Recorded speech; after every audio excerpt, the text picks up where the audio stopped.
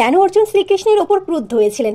ঘটনাটি ছিল যুদ্ধের অন্তিম দিনের সেদিন। অর্জুন কর্ণকে বধ করে এসে শ্রীকৃষ্ণকে বলে, হে মাধব, কর্ণের খুব গর্ব ছিল নিজের ধনুর্বিদ্যার জ্ঞান নিয়ে। সব সময় কর্ণ আমার সঙ্গে প্রতিযোগিতা করতে চাইতো।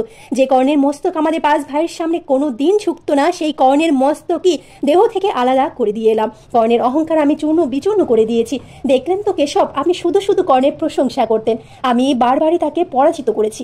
কুরুক্ষেত্রের যুদ্ধেও তো দেখেছিলেন, আমার বাণে কর্ণের রথ 10 পা পিছিয়ে ছিল, কিন্তু কর্ণের বাণে আমার রথ মাত্র 2 পাই পিছিয়ে ছিল।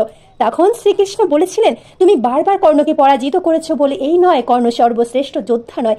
আর পার্থ, তুমি তো জানো আমি ত্রিলোকের স্বামী, তাই ত্রিলোকের ভার নিয়ে তোমার রথে বসেছিলাম। কারো সাধ্য ছিল আমাদের রথটিকে পেছনে ধাক্কা দেওয়ার, কিন্তু তা সত্ত্বেও কর্ণ তোমার রথটি 2 পা পেছনে দিয়েছিল। পার্থ, তোমার প্রথম শত্রু কর্ণ নয়, তোমার অহংকার, যার জন্য তুমি ভাবছো কর্ণের মৃত্যুর কারণ তুমি। আসল সত্য তো এটা, পরশুরামের অভিশাপই ছিল কর্ণের মৃত্যুর কারণ।